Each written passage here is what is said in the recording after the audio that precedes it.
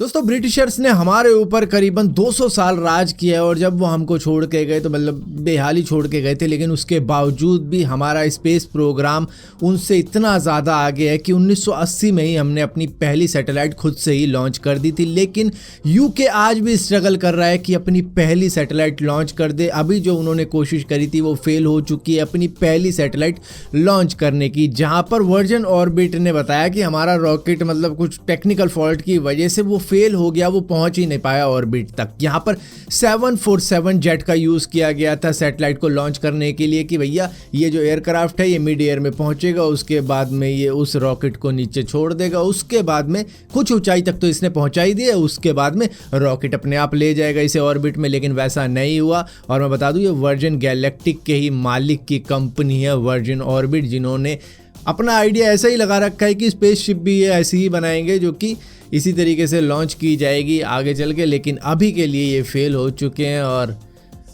बताए जा रहे हैं, अब तो कमियां ही बताएंगे कि भाई ये दिक्कत हो गई थी, वो दिक्कत हो गई थी, इसी वजह से हम पहुंच नहीं पाए। लेकिन भाई इंडिया 1980 में ये काम कर चुका था जो इनसे 2023 में नहीं हो रहा।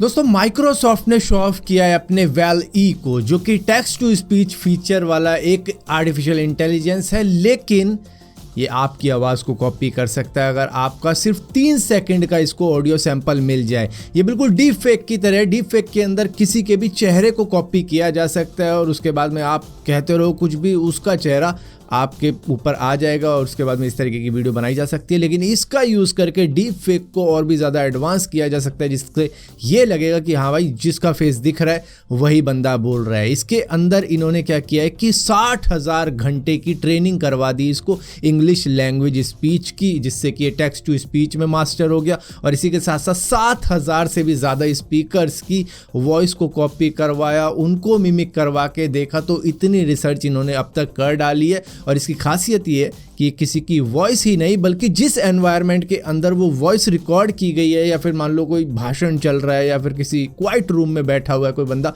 तो उस तरीके के एनवायरनमेंट को भी ये कॉपी कर सकता है वॉइस के साथ साथ। दोस्तों चाइना के अंदर कोविड का क्या हाल चल रहा है वो तो आपको मालूम ही है, और उसको लेकर जिमी फैलोन ने जो ओमिक्रॉन का सब वेरिएंट चल रहा है XBB.1.5 उसका मजाक उड़ाते हुए ये कहा है कि ये जो नाम रखा गया है इसका, ये एलोन मस्क के बच्चे की तरह ही है। अब ऐसा क्यों? क्योंकि एलोन मस्क के बच्चे का आप नाम प्रोनाउंस ही नहीं कर सकते भाई, ये है उसका नाम, प्रोनाउंस करो तो मानो। अब दोस्तों एलोन मस्क के बच्चे की बात कर रहे हैं तो एलोन मस्क की भी बात कर लेते हैं, क्योंकि उनका नाम अब Guinness book of world record के अंदर दर्ज किया जा चुका है। पहले तो इनका नाम Guinness book of world record के अंदर यूं दर्ज किया गया था क्योंकि दुनिया के सबसे अमीर आदमी बन चुके थे 345 बिलियन की नेटवर्थ के साथ में। लेकिन अब इनका Guinness book of world record में नाम इसलिए आया कि इन्होंने अपने फॉर्चून के अंदर इतना ज़्यादा जो लॉस खाया, तो ये दुनिया के पहले ऐसे इंसान हैं जिन्होंने इतना लॉस खाया है। इनके पास में 345 बिलियन थे एक वक्त में, लेकिन आज के वक्त में इनके पास में सिर्फ 114 बिलियन नेटवर्थ रह चुकी है। इन्होंने 65% ड्रॉप सिर्फ 2022 में ही खा लिया था अपनी नेटवर्थ के अंदर, और अब 2023 आते ही 14 बिलियन का और लॉस हुआ है इनको। तो ये एक तरीके से अपना डाउनफॉल ही देखते जा रहे हैं। जब से इन्होंने ट्विटर को बाय किया है ऐसा लगता है कि ये इनके लिए राशिफल में सही नहीं था।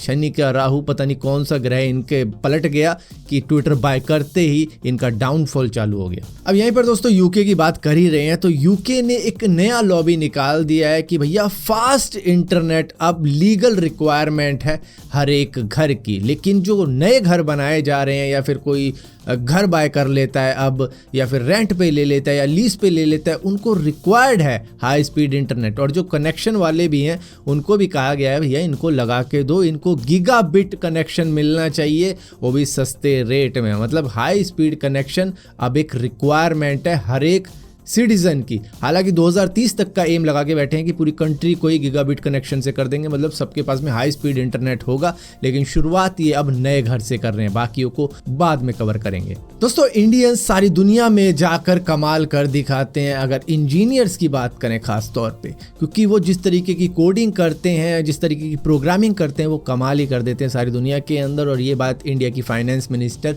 निर्मला सीतारमण जी ने बताई है कि 100 मिलियन लाइन्स के जो कोड लिखे रखे जाते हैं ड्राइवरलेस कार के लिए, उसमें से 35% कोडिंग सिर्फ इंडियंस ही करके देते हैं बाहर की कंपनीज को। अब यहाँ पर कोई भी कंपनी हो बाहर की, उनकी कोई भी कार जब बिकती है बाहर की कंट्री के अंदर तो उसमें से एक कंपोनेंट तो इंडिया का होता ही होता है, चाहे वो कोडिंग से रिलेटेड ही हो। अब ये देख लो ना कि नासा ने अपॉइंट किया एक इंडियन को जिनका नाम है AC चरनिया, जो कि चीफ टेक्नोलॉजिस्ट लगाए गए हैं वहाँ पे। ये इन्वेस्टमेंट और बाकी के मिशंस वगैरह को देखेंगे नासा के अंदर। वहीं पर दोस्तों इस तरीके की चीज़ें शायद आपने किसी सर्कस के अंदर देखी होगी, लेकिन मजबूरी के अंदर भी इस तरीके की चीज़ें करनी पड़ जाती हैं। ये एक बंदा है जो कि साइकिल पे सामान को अपने सर पे रख के लेके जा रहा है अपने जिस भी साइट के ऊपर जाना होगा, लेकिन यहाँ पर हैंडल इन्होंने पकड़ तक नहीं रखा है। जो अचंभे वाली बात है कि मतलब कहीं मुड़ना हुआ या ब्रेक मारनी हुई तो ये कैसे करेंगे इतने सामान के साथ में, लेकिन मजबूरी का नाम ही आपको मालूम है, तो वही इस चीज़ है इनके साथ में।